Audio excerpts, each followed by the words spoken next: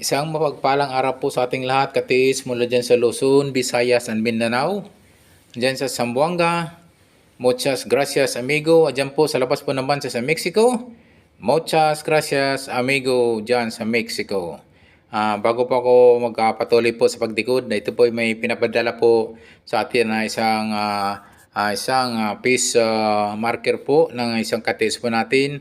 Ito ay nagpapatulong sa pagdikod. Ito ay kanyang pinaanalisa po. At maraming pong salamat katiis sa inyong ako po inyong pinili sa pag-analisa sa pagdikod po sa napaganda pong picture po ng isang peace marker stone na inyong pinadala po sa akin mga katiis.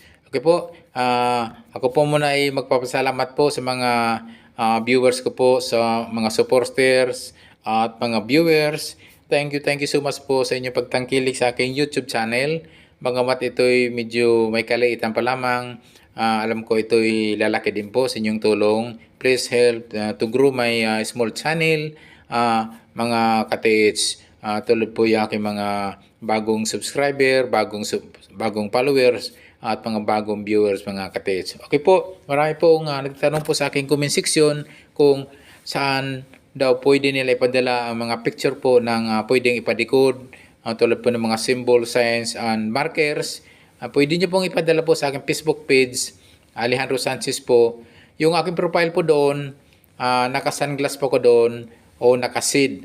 So, ang inyong pipiliin po, yung naka-seed po o at yung nakasanglas po ako doon dahil marami pong Alejandro Sanchez po, hindi lang ako po sa Facebook po ang lumalabas po. Marami po kong kapangalan. So, ang inyong pipiliin po doon ay yung naka-seed, yung naka-sunglass po ako doon. Alejandro Sanchez, naka-seed po, naka-sunglass, pakitandaan po. Yun po ang inyong pipiliin. Ang gagawin niyo po muna ay please add friend muna para maipadala niyo po yung inyong mga picture, ma-send niyo po sa aking Facebook page sa katiis. Okay po, at maraming salamat po sa mga nagtitiwala po sa akin sa pagdikod, sa pag-analisa. Hindi naman 101% lahat ay nalokit po yung item. Yung iba naman po ay through treasure hunting equipment like metal detector and gold locator mga katiits. So maganda po yan kung mayroon kayong bitbit ng mga treasure hunting equipment ay pwede po yan katiits. Okay po, napakaganda po ng treasure marker stone na ito ipinadala po natin katiits mula dyan sa somewhere in Mindanao. So isang piece marker mga katiits. So ito po may dalawang mata, may ilong, may bibig.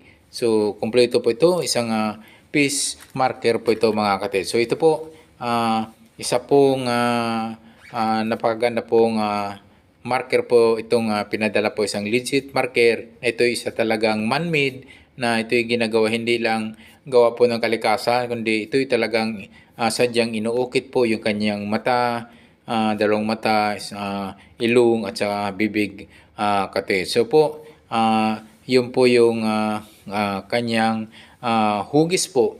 So isang piece marker stone mga katiits. So ito po, tandaan niyo mga katiits, ang ating pong sa pagdidikod, sa pag-analisa po ay doon po nagbabase po sa mga arrowhead, kung saan po nakatingin, tulad po ito piece marker, isang doon po ito kukuha ito sa mga mata, sa nakatingin, o sa mga bibig kung saan nguso po yun. Isa po sa mga ating kinukonsider po yan na mga sign mga katiits. So yun po ay ang gagawin nyo po ay tingnan nyo po mismo yung mga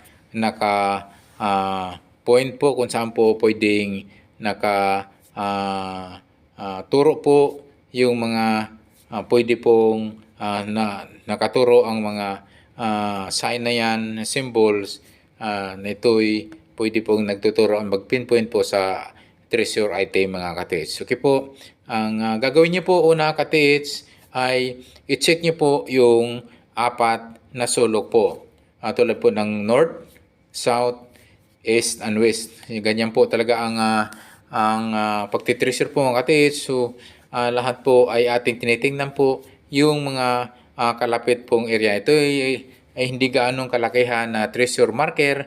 Pwede po, hindi po ito lalayo ang item po mga katiits. So inuulit ko mga katiits, kindly check sa apat na kanto, apat na sulok ng north, south, east and west sa distansya po ng 1, 3 hanggang 5 meters po ang layo. Ito po ay inyong pansinin niyo po kapag ang treasure marker na ito'y medyo kaliitan lamang po, eh hindi po yan lalayo. Hindi po yan lalayo. Ang item, may mga giveaways po niyan sa markers nito mga katiits. Hindi tulad po yung mga big boulder markers na ito po talaga ay may distansya na po. Pwedeng 5, 8 hanggang 10 meters hanggang 15 meters po ang layo mga katiits. Kapag ito'y maliit lamang po na markers ay asahan niya po ay hindi po yan lalayo. Pwede yan hanggang 3 meters, 5 meters po ang layo ang item mo yan mga katiits. So yung apat na sulok,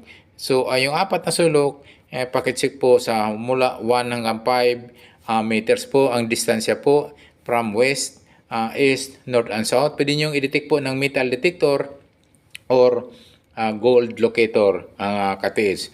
So sa mga treasure hunter na po natin na ito'y walang gamit, walang treasure hunting equipment like metal detector ang gold locator, talaga po ang medyo may kahirapan kasi nga ang ating gagawin po ay through sa mga sign and symbols, sa mga pointers po at nagbabase lang tayo doon. Pwede tayo mag-test-dig po at pwede po dyan sa mga 1 hanggang 2 meters po. Yung bandang east, pwede po mag-first dig po at madalas po kasi yung east po ay paborito pong taguan po ng mga Japanese soldier, yung bandang east mga katiits. So marami na po kasi treasure hunter po natin nakakuha na ito'y nandyan po sa bandang east po yung mga item na tinatago po nila. So yun po ay ito po isang maliit lamang po na treasure marker. Kaya nga po ang sabi ko kung gaanong kaliitan po yung treasure marker ay siya naman yung malapit yung item. So ang mga giveaways po mga katiits to ay nariyan po sa kanyang malapit lang po sa pinaka treasure marker to mga katiits. Okay po. Ito po kasi mapansinin nyo po yung apat na sulok, apat na kanto, north, south, west, and east. Pwede po kasi yan magkaroon ng tinatawag na coordinated markers or tinatawag na counter-sign markers na pwede pong ginagamitan po yan ng mga small stone na medyong hugis na mukha din. May mga ibibig mukha din doon at pwedeng mga old century tree mga katiits na pwede pong doon naka-okit po yung counter-sign mga katiits. So, check nyo po sa east, west, 1, 3 hanggang 7 meters po ang pinaka-layong distansya mga katiits. Ganun din po yung kanyang north. Ganun din same distance po, 1, 3 hanggang 7 meters ang layo. Yung i-check nyo po baka mayroon po yan na mga tinatawag na counter-sign, coordinated markers na hindi ganong kalayuan sa kanyang kinalalagyan po nitong mother markers mga katiits na isang hugis, isang fish markers mga katiits. Yan po. Tingnan niyo po yung mga sa hanggang 7 meters, 5 meters ang layo. Baka po mayroon po yung mga tinatawag na countersign or coordinated markers at ito'y nagpipinpoint po yan sa item. Ito po kasi mga katiits, yung mga tinatawag nila na countersign o coordinated markers, pwede po nandoon po mismo din yung item. Kaya nga strategic po yung kanilang ginagawa po ng mga Japanese po para po mailigaw po yung maliban lang po kung mayroon yung kanilang markers, kanilang mother marker ay ito po may mga nakapinpoint po, may mga arrowhead o may naka talagang pwede niyong i-guide, pwede nating i-guide na doon po sa location po ng item. Okay, so yun po, ito po yung isa pong senaryo po na i-check nyo po yung apat na sulok, apat na kanto, east, west, north, and south. At baka mayroon po dyan mga tinatawag na countersign markers o tinatawag na coordinated markers mga kate. So, pwede nyo pong baka mayroon pang may mga bato dyan na hindi ganong kalakihan at may mga puno dyan na medyo yung puno na lang, wala nang yung tinatawag na old century tree na pwedeng ukit po din yung mga mukha din mga katits. Kaya nga tinatawag na counter sign mga katits. So yun po ay isa pong mga halimbawa po na mismo po yung mga pinaka counter sign coordinated markers ay posible po doon mismo po yung item located mga katits. So yun yung inyong i-detect po ng metal detector or gold locator kung ano pa man ang inyong dalang mga treasure hunting equipment katits. So yun po, sana po ay sundan po na i-guide po natin yung ating katits na nagpadala nito. Napakaganda pong fish marker na ito'y nagpapatulong po sa pagpadikod, pag-analisa po kung ano po, kung saan po banda po located yung item nitong isang fish marker mga katits. Yun po mga katits, ako po ay nagpapasalamat po sa mga bagong subscriber, bagong followers, sa mga bagong viewers. At harinawa po ay tayo po ay pagpalain po ng po may kapal yung mga treasure hunter natin na dyan po banda sa Luzon, Visayas, and Mindanao. Sana po tayo ay pagpalain at tayo ay sumbong na po ng ating inanat ng mga treasure. Ako po, favor lang po yung mga bago pa lang sa aking YouTube channel.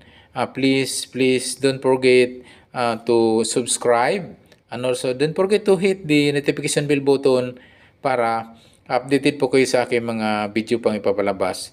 Maraming salamat po talaga sa inyo mga ka-TH, mga followers, subscribers ko, mga viewers ko, sa inyong patuloy po sa walang sawang pagsubaybay po sa aking YouTube channel mga ka-TH. Thank you so much for watching. God bless us always.